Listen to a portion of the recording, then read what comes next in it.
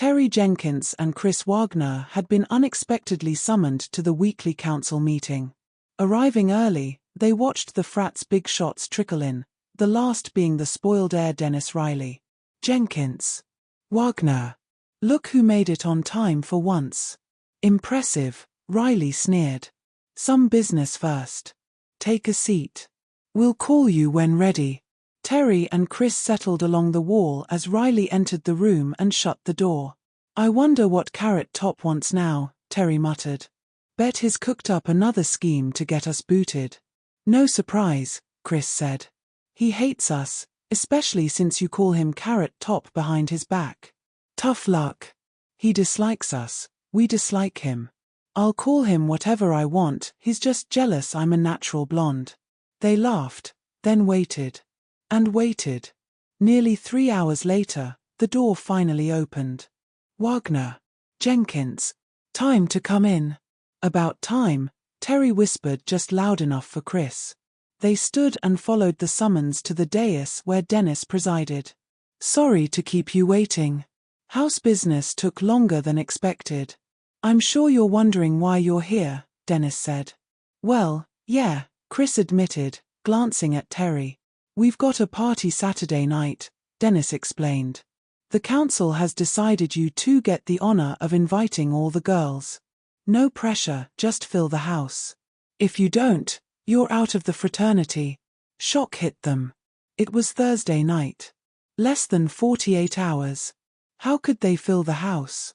Unknown to them, every sorority girl had already been warned off, courtesy of Dennis. You're dismissed, Dennis smirked.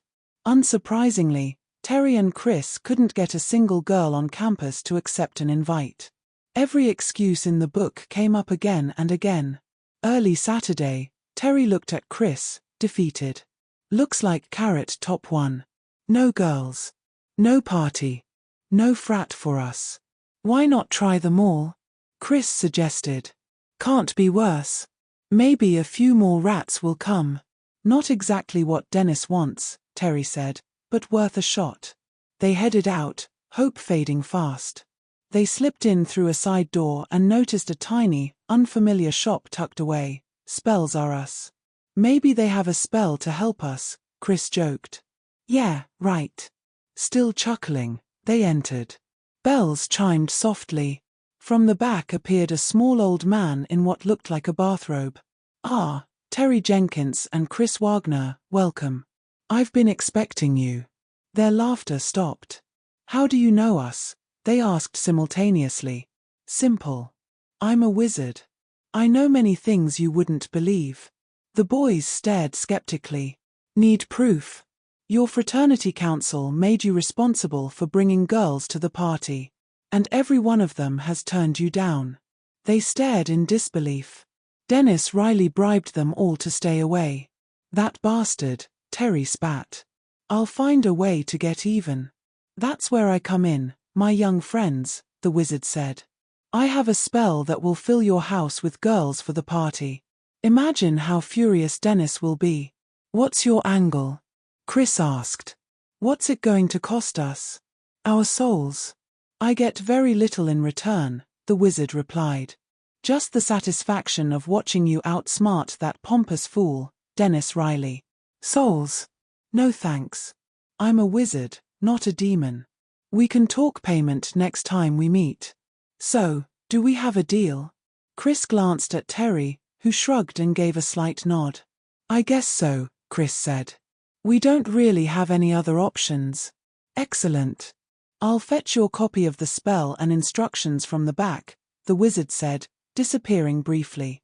Honestly, Terry, buying a spell from some old guy in a mall sounds dumb, Chris muttered. And what's it really going to cost us? Well, as you said, no spell means no girls. If this works, I'm still skeptical about the wizard stuff, then it's worth a shot. I'm not coming back here, though. He'll have to find me if he wants paid. Same here. That guy gives me the creeps. The wizard returned with 2 small scrolls. Handing one to Chris, he said, these are the instructions. Everything you need is in your room. Follow them exactly. No changes. Turning to Terry, He gave him the other scroll. This is the spell itself. The final step is to read it aloud. Since there are two of you, alternate lines for best results. Time is moving on, he added. Best get started. An hour before the party, Terry and Chris gathered everything needed for the ritual. The old man had been right, everything was indeed in their room. It felt eerie. Chris read through the instructions multiple times, determined not to stray from them. The first step is to draw a circle on the floor, Chris explained, then inscribe a square inside it. Neither can have breaks. Terry chalked a circle on the hardwood floor, thankful they hadn't chosen a carpeted room. That would have complicated things. He then drew the square inside. They inspected their work. The square was intact, but the circle had a tiny break that Terry quickly fixed. Chris continued, next, fill out 4 slips of paper and place one at each corner of the square. On the slips, write, in order, the place, day, time of invocation, and spell duration. The first slip goes in the upper right corner from your perspective, the rest go counterclockwise. The party's here, Terry said, writing here on the first slip. What about the day? Terry asked. The party's tonight. Should we put Saturday or today's date? Not sure, Chris said. The wizard said it's self-explanatory. Obviously, it's today, Terry decided and wrote today on the slip. For the time of invocation, the party starts at 7, Terry added, writing 7 p.m. How long should the spell last? Terry asked. I want to party until I drop. How many hours is that? I was thinking midnight, Chris said. That's 5 hours. TCH, you're such a nerd. Midnight. Give me a break. No time to argue. Curfew's 2 a.m. Let's set it for 7 hours, that should cover the party without trouble. Fine, Terry agreed, writing 7 hours on the last slip. He placed the 4 slips at the square's corners in the correct order.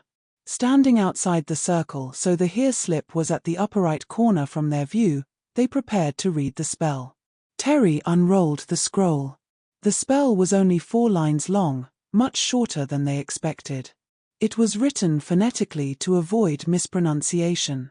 Following instructions, Terry read the first line, then Chris the second, alternating as advised. Nothing happened. Was this how it was supposed to go? Terry read the third line, Chris followed with the fourth. As the last syllable faded, each slip of paper, starting with the first, disintegrated into a wisp of smoke. They were done. Yet nothing seemed different. Had the spell worked? So far, all they'd seen were 4 faint puffs of smoke, not even enough to set off the alarm. Unsure of what else to do, Terry and Chris headed downstairs to join their frat brothers waiting for the girls. They still clung to hope that the spell would work, just as the old man promised. Well, Dennis sneered upon seeing them, where are the girls you promised? I knew you losers couldn't deliver. You're done. At that moment, the doorbell rang, just before 7. That must be them, asshole, Terry said, relieved. Come on, Chris, let's let them in. You too, Dennis, you should welcome our guests. Time to party, guys. Dennis scowled, but the frat erupted in cheers. A sorority on campus was about to learn the consequences of crossing him. Dennis couldn't wait to open the door and find out which one. Terry got there first. Dennis was a step behind, Chris trailing several steps further. As Terry swung the door open, Dennis laughed. Not the expected girls stood there, but several old men clad in what looked like bathrobes. Terry recognized one and gasped, "What the?" The mantel clock chimed 7. Time froze. Chris watched, detached and struggling to grasp what he saw, as Terry and Dennis began to transform. Their hair grew to shoulder length, one in golden curls, the other a fiery red manet. Their waists tightened, hips widened. Jeans and t-shirts morphed into denim skirts and halter tops, dress slacks and sports shirts became miniskirts and silk blouses. Their legs smoothed, and both stepped into heels. Facing away, Chris couldn't see all the changes. Unnoticed, Chris was changing too. Auburn hair lengthened to mid-back, waist tightened, hips expanded. His clothes shifted to a leather miniskirt and a blouse with a plunging neckline. Awareness returned as chest swelled to fill the new blouse. All three were momentarily confused. Then the clock struck its last note. Time resumed. Memories shifted. "Hi, I'm Terry," the blonde at the door said. "This is Chrissy and Denise. Won't you come in? Our sisters are eager to meet you." They didn't recognize the old man from the mall, who now stood young. Turning to his companions waiting outside, he said, "Come on in, guys. I told you not to worry. Didn't I say we'd have a house full of girls tonight?" Terry and Denise led the men inside to meet the rest of their sisters, while Chrissy and the young man, once the old spell seller, lingered near the door. "You're beautiful, Chrissy," he said, taking her hand and smiling. "You've definitely changed for the better since last we met. It's party time, my dear. And later, we can discuss payment for the spell." It was afternoon before Terry and Chris awoke. The party last night had been unforgettable. Hadn't it? Chris stared into the mirror. It was him, or was it? He glanced toward Terry, now a young, beautiful blonde. When he spoke, only his roommate stood there. But then Terry swore, just for a moment, that he wasn't alone, that a girl with flowing auburn hair stood beside Chris. "What the hell is happening?" they said in unison. "The spell," Terry exclaimed. "It must have worked.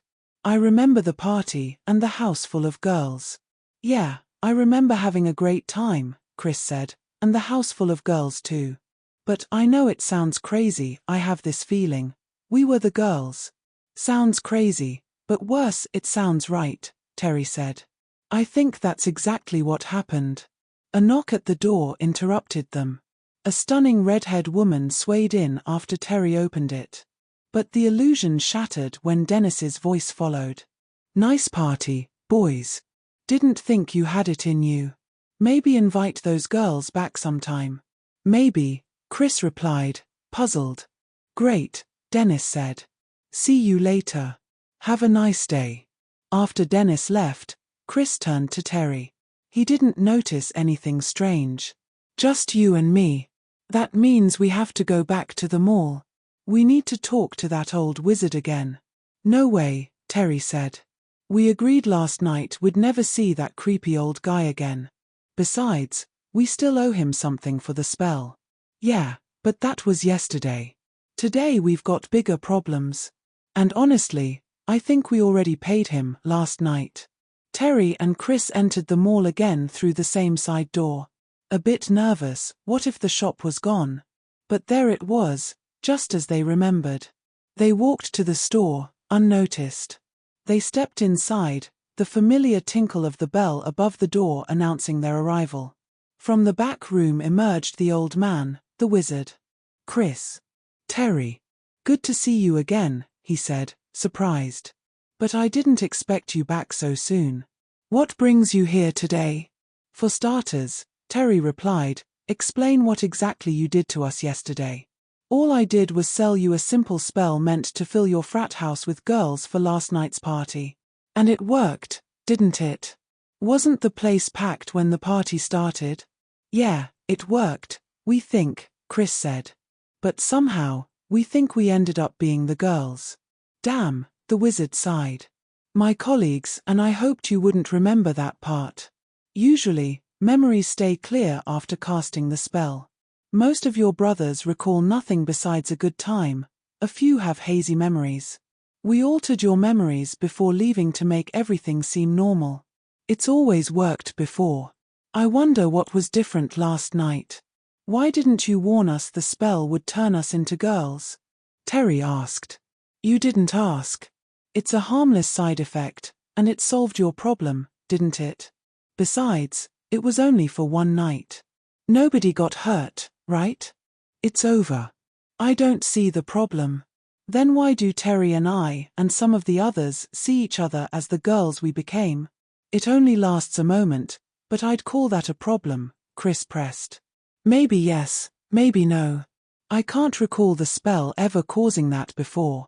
Probably just residual effects. It should fade in a day or two. I'll check with my fellow wizards and let you know if I find anything. Just great, both boys sighed. By the way, since we've caused you a bit of trouble, I have a gift. No strings attached. The wizard reached into his pocket and pulled out 2 identical pill bottles, handing one each to Chris and Terry. Then, without another word, he disappeared back into the room. Oh great, Chris thought. Like we don't have enough problems. The labels read, Love Pills / take one before dating.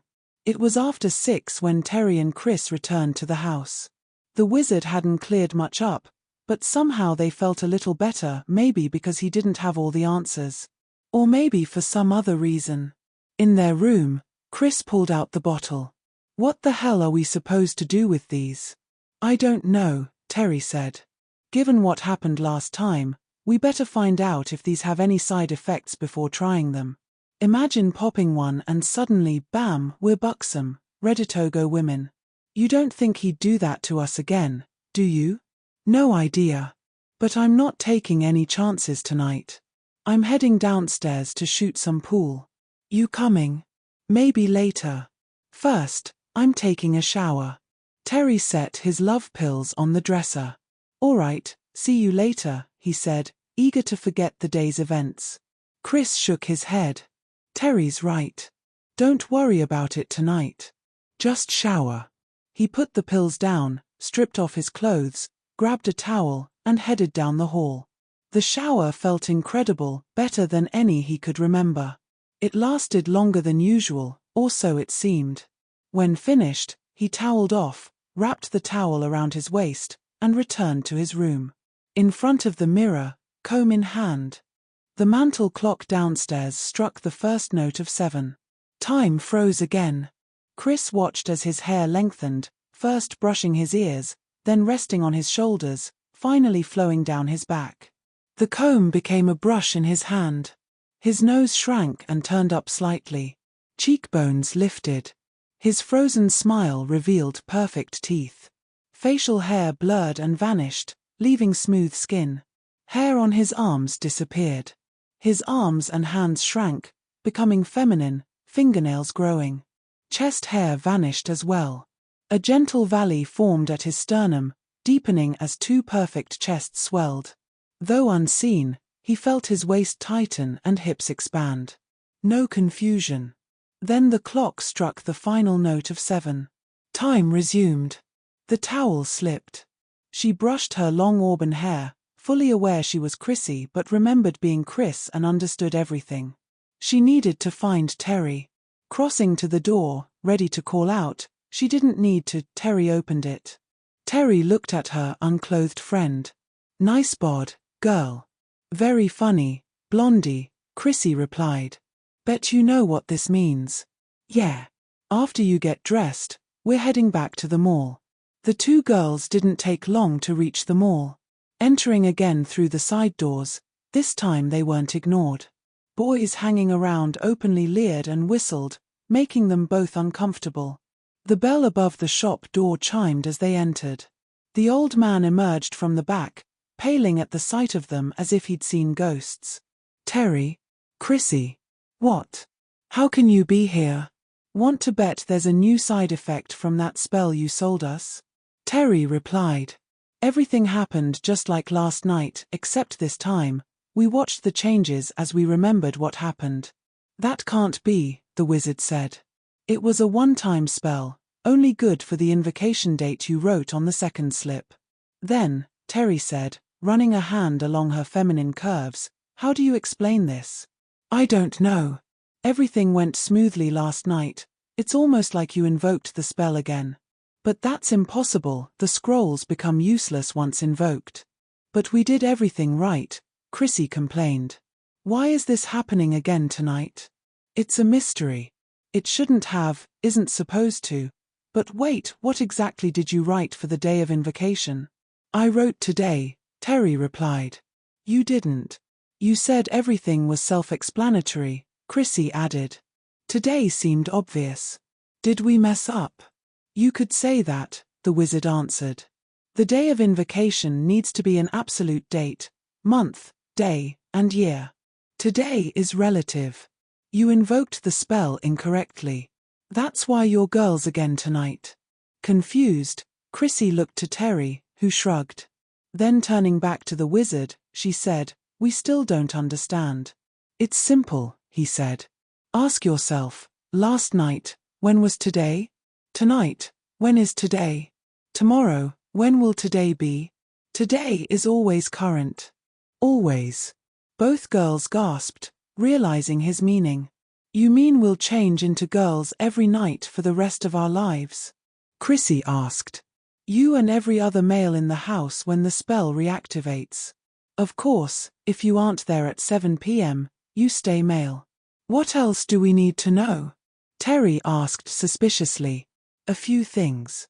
You two are the spellcasters, so your rules differ slightly. Though you'll respond and sometimes think like females, you'll remain aware of what's happening.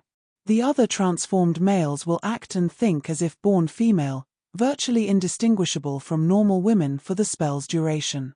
You'll remember everything. Their memories of being female, if retained, will be fuzzy or altered into a masculine equivalent. A girl kissed will recall kissing a girl, and so on. You two can come and go from the house at will while female. The others must stay inside unless accompanied." "Anything else?" Chrissy asked. "Yes, the two most important things. If one of you leaves the house, or takes another girl outside while the spell is active, you must return before it ends.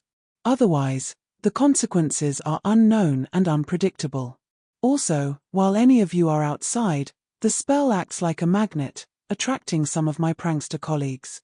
This makes you vulnerable to additional spells, which might prevent timely return." "What do you mean?" the girls asked. "I'll show you." He waved his hand, and two full-length mirrors appeared on the shop wall. "Step up, girls. Terry, you first." Terry faced the mirror as the wizard waved his right hand. She had no choice but to watch. Her hair thickened, lightened to platinum blonde, then curled as if permed. Her clothes tightened over her chests and hips. She heard fabric tearing, but it reformed, first a one-piece bathing suit revealing shapely legs, then tearing again to become a bikini, exposing her midriff.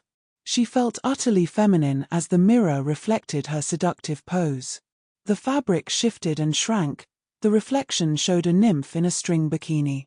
"Hot damn," she thought, running fingers through her hair. "I'm gorgeous." The wizard waved again. Terry's reflection smiled and giggled.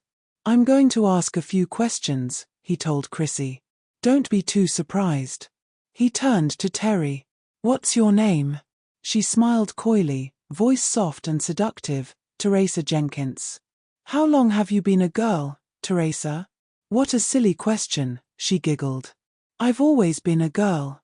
"Why did you come to the mall tonight?" "You ask silly questions," she giggled again. "I came looking for men, of course. I know they'll love me." Chrissy watched Teresa primp in the mirror, then asked the wizard, "How?"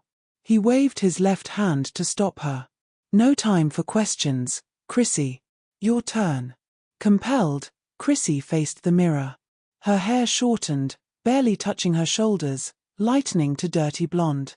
It lost volume, becoming stringy.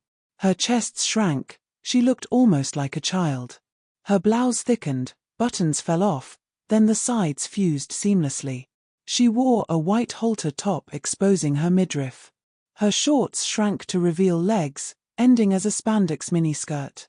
Hoop earrings dangled, bracelets adorned her wrists, and a small chain hung around her neck. She grew shorter, then taller again as pumps appeared on her feet. The wizard raised his left hand and asked, "What's your name?" "Tina Wagner," she whispered. "How old are you, Tina?" 15, 16 in 2 weeks. "What brings you to the mall tonight?" "You know, the mall's just where it's at." Both girls continued primping before the mirror. The wizard smiled, knowing he could leave them like this. Most of his colleagues would say, "Simple fix for a simple problem.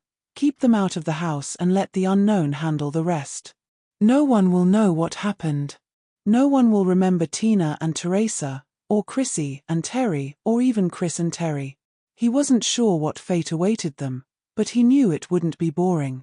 "All right, girls," he said, "time to return to normal with memories intact." He looked at Teresa, then Tina, waved his hand, and snapped his fingers. Terry and Chrissy stood before the mirrors. "Wow," they said in unison. "That was weird," Terry added. "And any of your friends could do that to us? Or worse. And if you don't return to the house on time, you'll likely vanish, and no one will remember you ever existed. Isn't there anything to protect us?" Chrissy asked. "There has to be something." "There is," the wizard replied, pulling 2 necklaces from his pocket and handing one to each girl. "Wear these whenever you leave the house, they scramble the magic trackers. None of my friends will find you, though they'll eventually suspect you're out there. For extra protection, wear them all the time." Putting on the necklaces made them feel safer. They thanked the wizard, each planting a quick kiss on his cheek, though neither thought about the price. "You should be heading home," the wizard said, guiding them to the door. "Remember what I told you. And be careful. Always wear the necklaces." "We will. Thanks again." He watched their hips sway as whistles followed them out. At the mall doors, they turned, waved to him, and he waved back, then watched them disappear. "Yes, they'll provide some fun," he mused. "For a while, maybe a couple centuries or more." The past weeks had been strange for Terry and Chris. After the second night's transformation, they resolved to learn everything about the spell's effects. Now, 2 weeks later, they felt they'd discovered nearly all a male needed to know to live with the spell. They hadn't figured out what happens if a girl stays outside past 2 a.m. Even the wizard didn't know. Neither was eager to find out. To study the spell, they spent time both as males and females during the spell's active hours. Sometimes Chris and Terry observed, other times Chrissy and Terry did. Often, mixed pairs, Chrissy and Terry or Chris and Terry, conducted observations. So, what had they learned? First, every male in the house at 7 p.m. transforms into a female until 2 a.m. Except for Terry and Chris, the spell made them think and behave like the women they appeared to be. In the mornings, most had no memory of their female time, though some mentioned odd dreams, their memories often filtered through a masculine lens. Initially, Chris and Terry thought only frat brothers were affected, but they discovered otherwise the next night. Larry Miller, the football team's backup running back, had sprained his ankle and was bedridden, visited by his teammates that evening.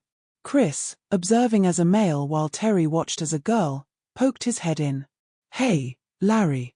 How's the ankle?" "Who's the wimp?" A lineman grunted, the smallest of the visitors. "That's Chris. He's cool," Larry said. "Ankle's tender but getting better." "Great, Larry," Chris said, then glanced at his watch. "I'm late. Gotta go. See you tomorrow." "Better go, wimp," the lineman said. Chris barely made it outside when the clock struck 7 p.m. From the doorway, he watched his brothers transform into women. When movement resumed, he returned inside and headed upstairs. "Hi, Chris.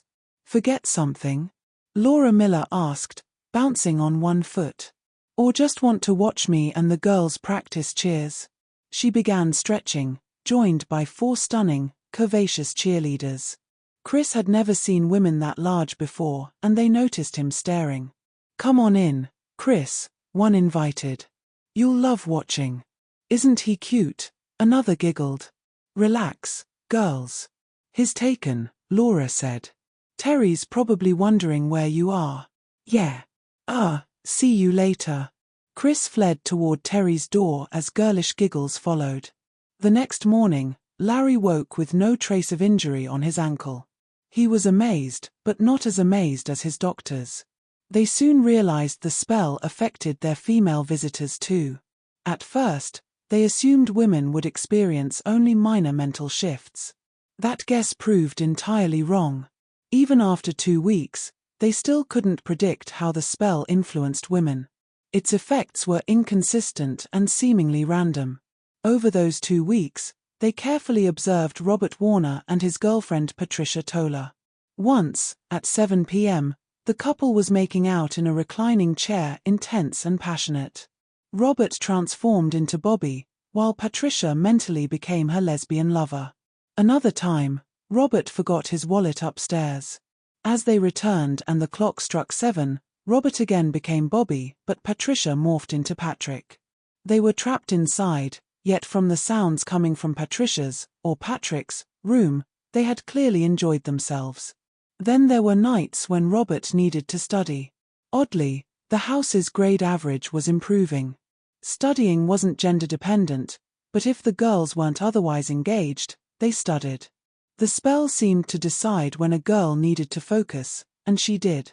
On those nights, Bobby showed no interest in Patricia or Patrick, probably for the best, since the spell seemed to force Patricia or Patrick into lust for CJ Larson. To complicate things further, one night Patricia and her friend Sean Ashton arrived just as the clock struck 7.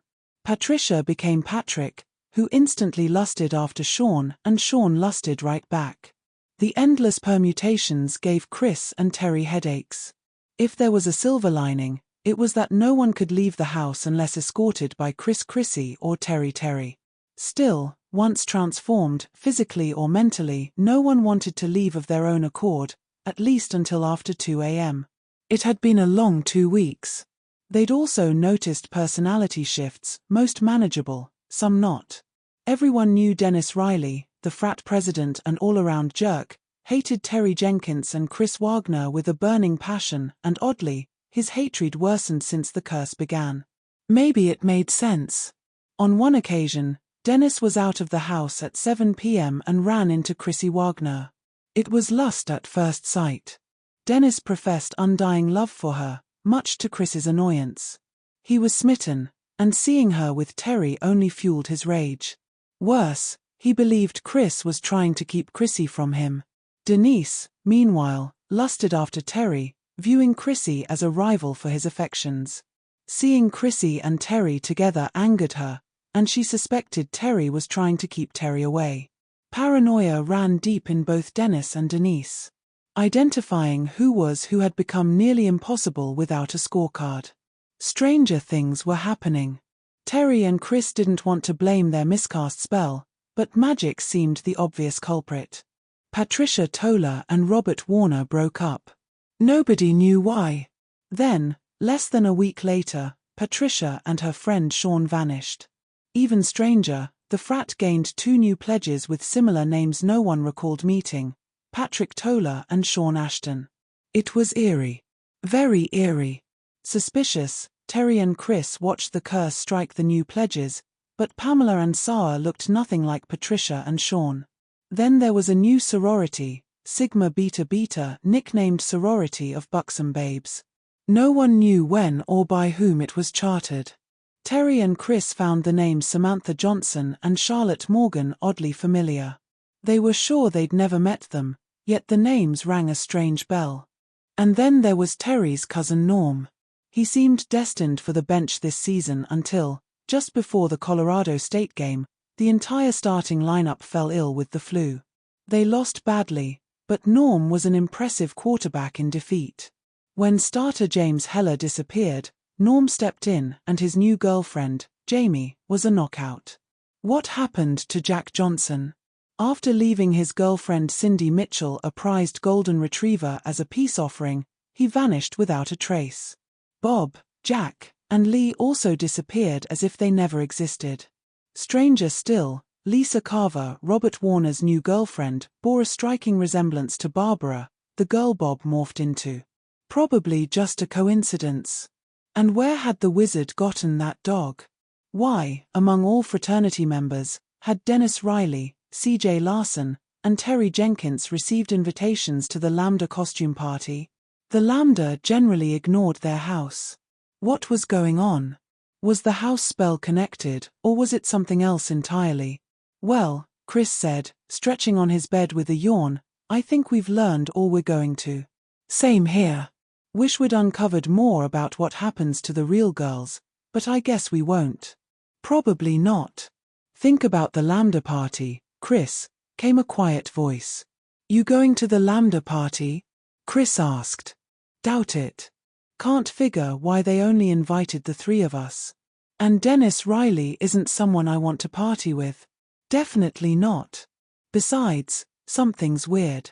The invitation names Playboy playmate Tommy Hill, Miss October, as guest of honor. Typical for the Lambdas. But I swear when I got the invite, it was someone else. Who? Don't remember. That's keeping you home? You want to miss seeing Tommy Hill in person? I'd go. I've only seen pictures. Wow. Ask Chrissy to the party, the voice suggested. Sounds like you want to go, Terry said. Yeah, but it won't happen. The ticket says I can bring a date. Are you nuts? When Lambdas say date, they mean a girl, not your roommate. You remember girls? Well, I thought maybe you'd go as Chrissy. Being seen with a fox like her at a Lambda party would boost my standing with the campus girls. Now I know you're crazy.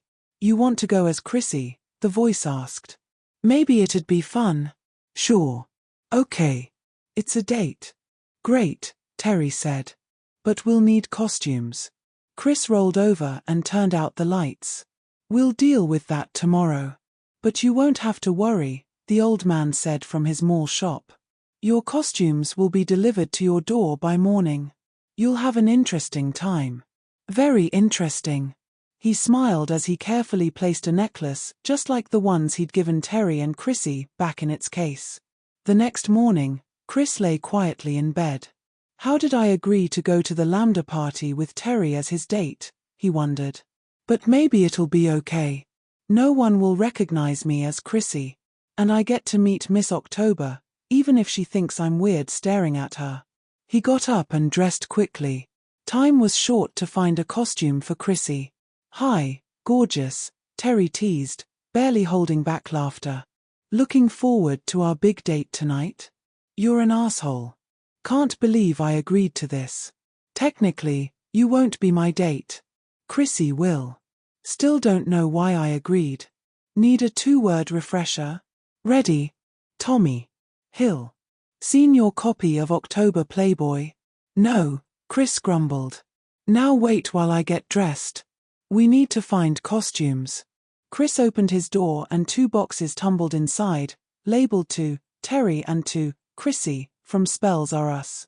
How does that old man keep doing this? How did he know we needed costumes? Or that you're taking Chrissy?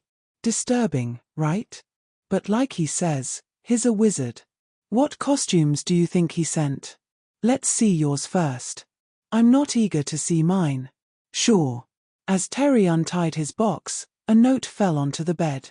Wanna bet there are instructions? Terry asked. Hopefully they make sense. Terry read aloud. Dear Terry and Chris, or perhaps Chrissy. I knew you'd need costumes tonight, so as 2 of my best customers, I'm sending these free of charge. Don't worry if they don't fit perfectly at first. They're self-adjusting and will fit just right before the party. Chrissy will transform first under the house's curse, but I'm sure you've figured that out. She must be back before 2 a.m., or the consequences, as I warned, could be catastrophic. No expected problems with Terry's costume. Signed. The Wizard at the Mall. Chris sighed. Great. Same warnings as always. If a transformee is outside when the curse ends, the results are unpredictable. That shouldn't be a problem. We'll be back well before 2 a.m., right? No problem, Chris said to himself. I hope. Terry opened his box. A vintage Brooklyn Dodgers baseball uniform from the Roaring '20s. Chris opened his. Holy crap, I can't wear this. He pulled out a harem girl's outfit, clothes and jewelry. You can't, but Chrissy sure can. Wow. You're still an asshole, Terry. But you owe me one. Big time. You better change and get out before the curse hits, Chris warned. The invite's in your name, and they won't let Terry use it. Yeah, and then you'll be mad I missed meeting Tommy Hill. You're obsessed. Anyway, I'm showering now. See you after 7. Fine. Later. Terry stripped off his clothes and pulled his costume from the box. It was complete and authentic, right down to the cup size, and everything fit perfectly, as if made just for him. He paused in front of the mirror. His clean-shaven face looked out of place in the 20s-era uniform, but there was nothing to be done now. He sighed. He picked up the Brooklyn Dodgers cap from his bed, fingers tracing the embroidered B. For a moment, he felt the nostalgia and sorrow Dodger fans must have felt when the team left for Los Angeles after 1957. Slipping the cap on, he glanced in the mirror again. Perfect, he thought. He hadn't noticed the unusual mutton chop sideburns or the handlebar mustache now framing his face. As he reached for the door, a quiet voice reminded him, "Remember the pill. You'll need it later." Startled as if he'd actually heard it, Terry turned back, opened the bottle labeled Love Pills, took one out, and slipped it into his pocket with a grin spreading across his face. Terry had already left when Chris returned. Standing naked, he began to unpack his costume as the unseen clock on the mantel told 7. Though he saw no changes, he felt them. Long hair cascaded down his back, his waist narrowed and hips widened. His facial bones shifted. A chill brushed his smooth, slender legs. His chests began to swell. Chrissy gazed into the mirror, smiling at the beautiful girl she had become again. Auburn hair framed a pert nose and full lips. Her slender feminine hands, with long manicured nails, caught her eye, and she smiled. Grateful Terry wasn't there, she ran her hands over her chests and curves, enjoying the sensation despite knowing she shouldn't. She wondered if Terry did the same, maybe all girls did. "Time to get dressed," came the unheard voice. Chrissy donned her harem girl costume. The waist was tight and the bodice loose, uncomfortable at first. But the wizard had said it was self-adjusting, and she hoped it would settle soon. Along with the costume came lipstick and eyeshadow, which Chrissy applied flawlessly, as if she'd been doing it her whole life even though she hadn't. She adorned herself with all the bracelets, bangles, and baubles packed with the outfit. Looking in the mirror, she realized she wasn't just pretty. She was stunning. Her clothes now felt comfortable. She hadn't noticed the 3 inches lost from her waist, or the fuller chests filling the larger cup size. "You're gorgeous," Terry said. "I bet you say that to all the girls," Chrissy replied. "But it still feels strange going on a date with you." "Walk or drive?" Terry asked. "It's just across campus, I'd rather walk." "Okay. Take the pill, Terry. It's time," came the unseen voice. Terry slipped the pill from his pocket and, unnoticed by Chrissy, swallowed it. They walked across campus in silence. Terry was surprised when Chrissy took his hand, more surprised when she slipped her arm around his waist, and stunned when she began to cling to him. Was it the pill? Terry wondered. What have I gotten into? At the Lambda house, Chrissy pressed a passionate kiss to Terry's lips. He was stunned and excited. But as they parted and he looked into her eyes, fear gripped him. There was no trace of Chris in Chris's gaze, only the raw lust of a woman for her man. At the door, when Terry presented the invitation, he noticed the Lambda staring intently at Chrissy. So did Chrissy. "Look all you want," she said. "But you can't touch. And I'm his," she added, pointing at Terry. "Oh shit," thought Terry.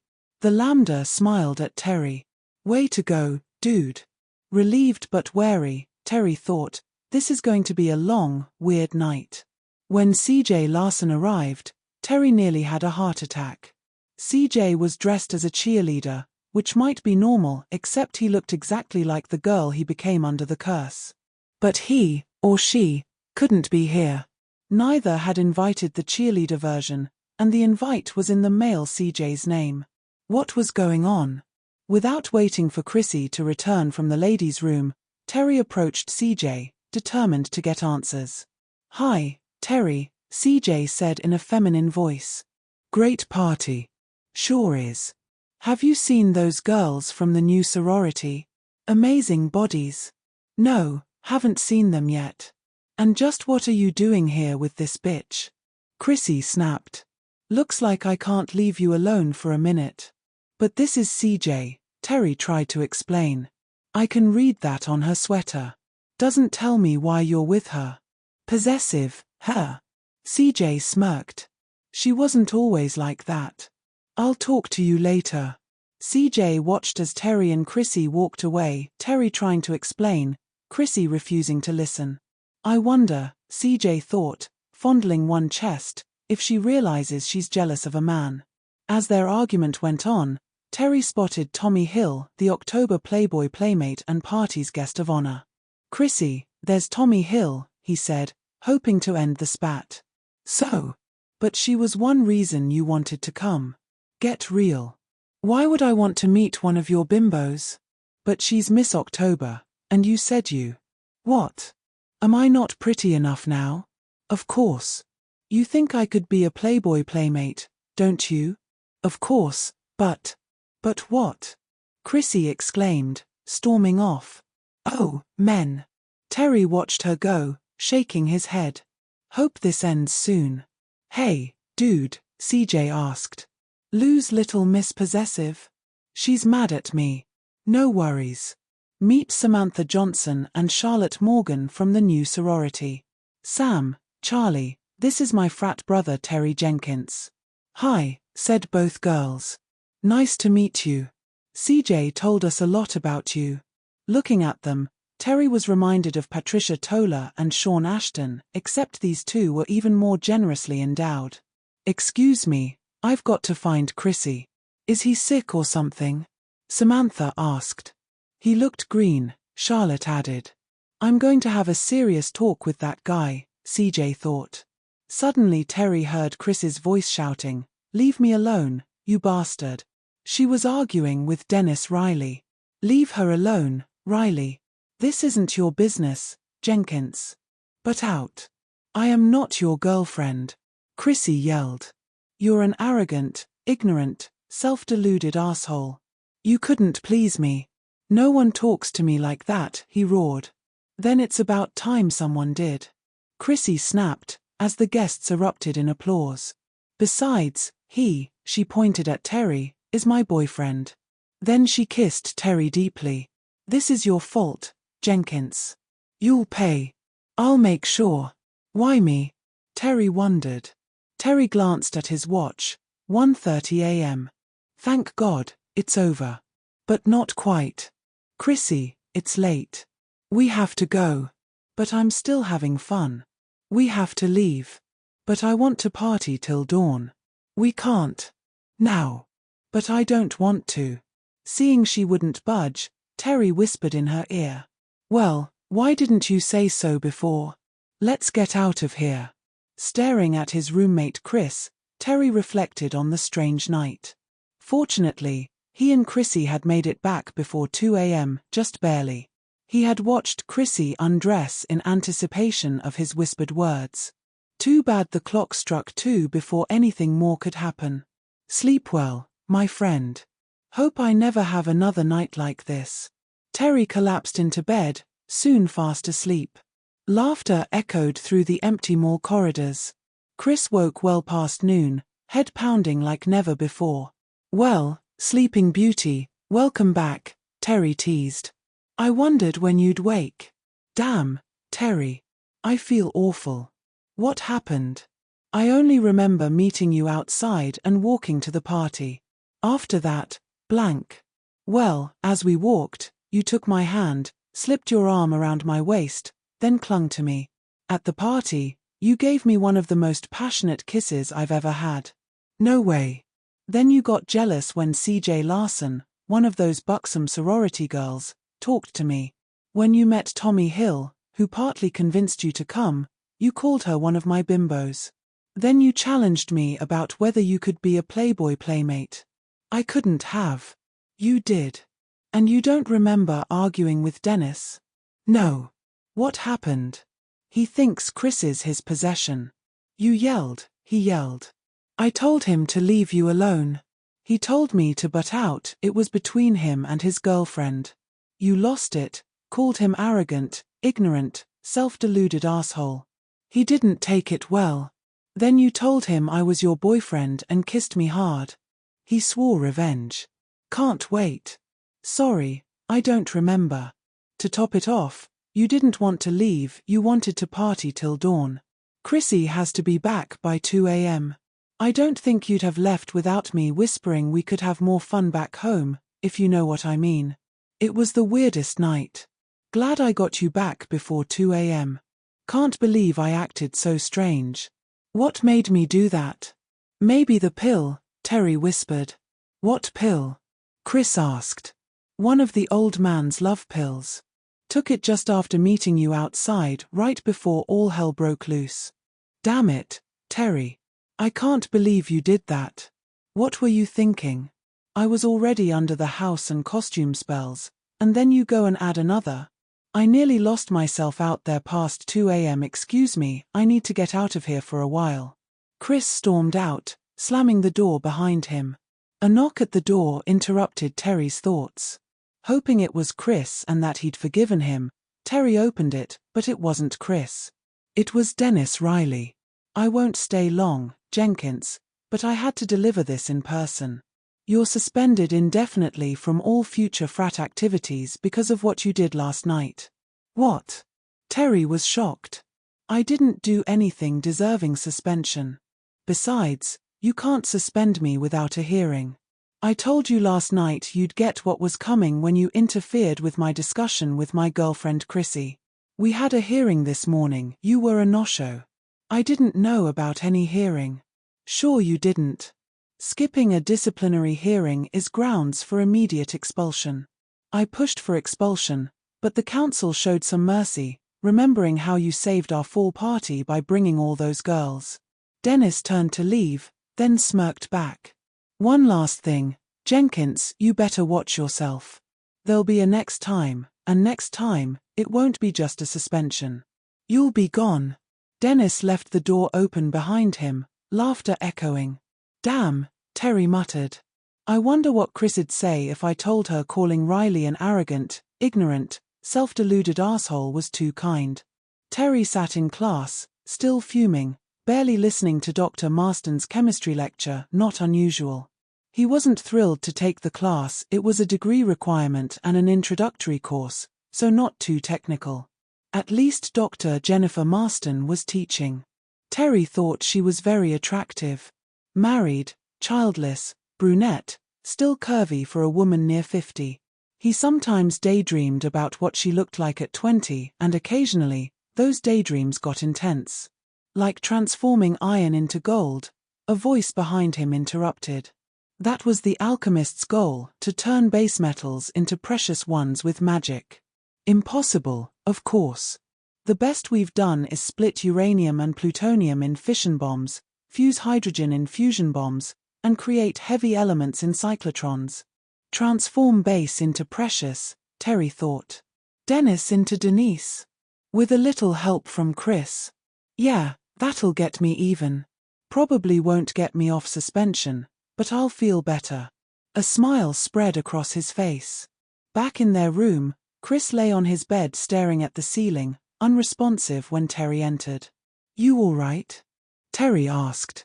Considering everything, yeah, just peachy, Chris grumbled. I guess I should be glad you got me back last night. But if you ever pull a stunt like that again, I don't know why I did it. Impulsive, stupid, totally unlike me.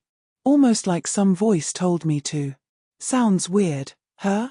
Probably no weirder than me feeling the same when you asked me to go as Chrissy. Who's manipulating us? Don't know, Terry said, but I know who I want to manipulate. Let me guess, Dennis. It's all over the frat grapevine that he suspended you. I don't remember any of it, but I feel responsible. Don't sweat it. If I hadn't taken that damn love pill, maybe none of this would have happened. But I've got a plan to even the score. Can I count on you? Against Dennis? Anytime. What's the plan? Tonight, we'll be outside at 7 p.m. afterward. Find Denise and bring her to me. Should be easy, she's got a thing for me. Yeah, Chris laughed. Denise loves you almost as much as Dennis hates you. Wish we could balance their emotions somewhere in the middle. That'd be nice. And the rest? You sure you want to know? Absolutely. When Denise and I are alone, I'll take one of the old man's love pills. If it works on her like it did on you, By the time we get to the Castle Sands motel where I rented a room, she'll be a prisoner of lust. But Dennis won't remember, just like I don't. That's fine. You know how the house spell scrambles transformed minds. I don't want Dennis lusting after Terry tomorrow like he does Chrissy. I'll drink to that. Wonder if Dennis likes arsenic? Chris joked. Dennis's efforts to screw me over will backfire. I'm going to show Denise what being screwed really means. They both grinned. As planned, Terry and Chris were outside when the mantel clock struck 7 p.m., and once again, the curse transformed everyone inside. Chris entered the house, wondering where he'd find Denise. It didn't take long, she was on the couch, watching the evening news, something Dennis would never do. Denise was striking, with long red hair and a killer figure. She felt sexy, even restless tonight, wishing Terry were there with her. "Hi, Denise," Chris said. "Hi," she replied sultrily, then added with a hint of disappointment, "Oh. Hi, Chris. I thought you were Terry. He's been avoiding me lately." "That's just your imagination. I just left Terry outside. When I told him I was coming in to see Laura Miller, he asked me to see if you'd like to take a walk around campus with him." "Oh, I'd love that," she beamed, "but I'm afraid I can't leave the house right now." "That's okay. If you really want to walk with Terry, I can take you outside. Want to come with me to find him?" "Oh, yes," Denise exclaimed. Almost instantly, she jumped up, grabbed Chris's hand, and pulled him to the door. She stopped, turning to Chris. "You must go first. Then I'll follow." Still holding her hand, Chris stepped through the doorway. For the first time in her life, Denise stepped outside. She looked around in wonder. Everything outside felt so different from inside. Then she spotted Terry, who waved and smiled. "He does like me," she thought. "Thanks, Chris, for bringing me out to meet Terry," she said, giving him a quick peck on the cheek. "You better go back to find Laura. She'll be wondering what happened to you. Don't worry about Terry and me, we'll be just fine." She turned and sprinted toward Terry. "I hope you have a nice time, Denise," Terry murmured, knowing she couldn't hear him. "Maybe I'll go in and visit Laura for a while." As Denise approached, Terry swallowed the pill. A naked, sleeping Denise lay curled against Terry, her arm draped across his chest. He was exhausted. Who would have thought she'd be so insatiable? He wondered. How much of this is the pill? That old man must realize what a goldmine he's got. He recalled the evening. The pill had worked on Denise just as it had on Chrissy the night before. First, they held hands. Then she slipped an arm around his waist. Finally, she clung to him. Near the Castle Sands motel, she giggled, "Am I the first girl to tell you you're cute?" Before long, Denise planted a passionate kiss on his lips. He'd thought Chris's kiss was intense, but next to Denise's, it was nothing. Her kiss left him clutching his chest, gasping for breath. When Terry asked if she wanted to go to the motel room he'd rented, she said yes with enthusiasm. Once there, she nearly pulled his arm out of its socket, rushing him upstairs and into bed. The night manager laughed, commenting on her eagerness. For over 6 hours, they made love without pause. Time ceased to exist. When Denise finally fell asleep, Terry was happy and utterly exhausted. He decided to close his eyes for a moment. How long he slept, he didn't know. But Denise's tossing and turning woke him. She got up and headed to the bathroom. Terry smiled, watching her sway away. Turning over, he aimed to sleep again. Then a scream came from the bathroom. Terry sprang out of bed, checking his watch. "Oh shit, it's 2:01 a.m. Another scream echoed. In a flash, he was in the bathroom. Denise was there, or was she? Her hair was brown, not red, and her eyes brown, definitely not her usual. Redheads don't have brown eyes. But the face, it was Denise. Until it began to shift, morphing into something different yet somehow familiar. "What is happening?" she gasped, bewildered and scared. She grabbed her head to hold back the explosion within. She screamed again. But the scream and Denise began to fade. Before disappearing completely, she looked at Terry and smiled. Soon, Terry stood alone. "Holy shit," he gasped. The next morning, Terry told Chris. She got up, went to the bathroom, then screamed. By the time I got there, she'd changed, brown hair, brown eyes. Then her face reshaped. Then she faded away. Even worse, the motel manager who checked us in and flirted with Denise didn't remember her at all. He thought I was alone. But it fits, Terry continued. I checked the frat records this morning. No mention of Dennis Riley. Tom Larson's been president for 2 years. I called admin, no record of Dennis Riley ever attending. He's gone, Chris. Vanished. Unmade. That's not what I wanted. True, Chris said. I'll tell anyone who asks, but I doubt anyone ever will. It's like one of those grade sci-fi flicks, he's been uncreated.